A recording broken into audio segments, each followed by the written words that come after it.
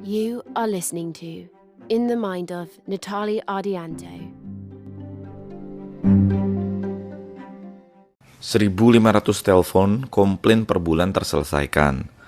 Lalu Om Z naik 10 miliar per bulan.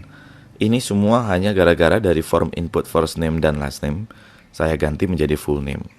Jadi gini ceritanya, ya, diawali dari meeting bulanan antara tim customer service dengan tim product and tech gitu. Jadi pembahasan bulanannya adalah mengenai masalah apa saja yang diterima oleh tim customer CS gitu. Nah, dari tiap permasalahan itu kita mapping gitu, mana yang bisa diselesaikan oleh engineer, mana yang diselesaikan melalui SOP, mana yang bisa diselesaikan oleh direktorat lainnya. Nah, dalam meeting itu ditemukan bahwa masalah nomor kedua terbesar adalah komplain tentang pengisian nama penumpang di maskapai itu. Jadi dalam waktu sebulan ada 1.500 telepon, ya, banyak banget gitu. Nah, jadi waktu itu kita putuskan bahwa ini masalah yang bisa diselesaikan oleh tim engineer.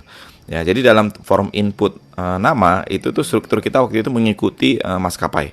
Jadi mereka mintanya tuh title, first name, dan last name gitu. Jadi kelihatannya simple ya, tapi ternyata masyarakat Indonesia tuh gapteknya parah gitu. Jadi ternyata tuh tim produk kami menemukan bahwa pertanyaan-pertanyaan customer ke CS itu tuh seperti, nama saya Muhammad, boleh nggak saya singkat Moh gitu kan. Lalu title saya Haji, itu ditulis atau enggak gitu kan. H atau disingkat, boleh disingkat H atau enggak gitu kan. Terus nama saya I Putu Ayu Eka Wardana, first name saya yang mana gitu kan.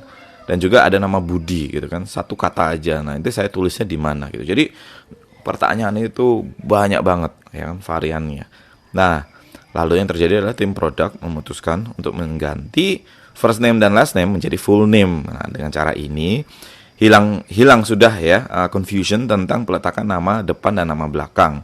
Yang repot ya engineer, karena nanti tugasnya engineer adalah memisahkan namanya menjadi first name dan full name. Jadi mensimplify user experience. Waktu dilakukan itu solusinya selesai nggak? Enggak, ya kan. Jadi masih tetap ada telepon, ya kan. Dan itu karena itu tadi kan kayak Muhammad, Haji perlu ditulis atau enggak. Nah, jadi solusi kedua kita adalah kita tambahkan tulisan di bawah formnya. Jadi tulisannya adalah gini, penulisan nama sesuai KTP gitu. Jadi tidak ada lagi yang nanya-nanya singkatan dan lain-lainnya. Jadi sistem kami yang mengolah sehingga singkatan-singkatan yang tidak penting kita hapus dari penamaan. Karena di KTP itu kadang doktorandus, doktoranda itu masih ditulis di KTP. Jadi secara sistem kita hapus gitu, ya, dari data kita gitu. Nah, lalu ya UI-nya kan jadi jelek ya, user interface ya, tampilannya itu menjadi jelek dengan tambahan kata-kata sesuai KTP di bawah form ya. Tapi user experience-nya atau UX itu membaik gitu. Saya itu selalu bilang ke desainer-desainer saya bahwa mereka tuh harus rela gitu ya. Tampilan mereka jelek atau rusak itu demi customer ya. Jadi kalau perubahan itu kita lakukan demi customer dan itu malah mengimprove experience customer tapi desainnya jelek ya, kita fokus ke situ ya kan. Saya bilang kalian tuh lagi bikin desain bukan untuk dribble kalian gitu ya. Jadi kalau yang nggak tahu, dribble tuh DRIBBLE itu adalah kayak situs portfolio para desainer ya. Jadi saya bilang ya kan, karena saya nggak dapat uangnya itu dari para desainer, saya dapat uangnya dari customer. Jadi saya lebih peduli masukan pendapat ya dari customer gitu. Nah, jadi waktu itu omzet 100 miliar per bulan menjadi 110 miliar per bulan di bulan berikutnya, ya kan? Dan telepon-telepon mengenai cara penulisan nama ini jadi hilang total gitu. Jadi ini tidak akan terjadi kalau kita tidak mendengarkan customer, ya. Dan gerbang antara customer dan kita itu umumnya adalah customer service. Jadi try to listen to them, ya. Kalau di company saya itu sistem customer service-nya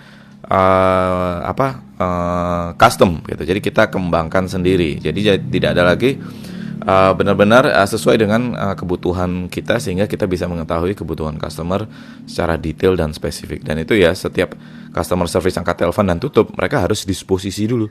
Kalau disposisi itu jadi mengkategorikan permasalahannya. Kalau belum disposisi, tidak akan bunyi telepon berikutnya. Gitu. Jadi kita bisa tahu kecepatan mereka merespons ya, dan aktivitas-aktivitas lainnya bisa kita tracking.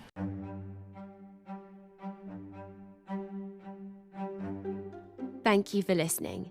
Don't forget to subscribe to this podcast and also Instagram account @Natalie Ardianto for daily inspiration and entrepreneurial tips.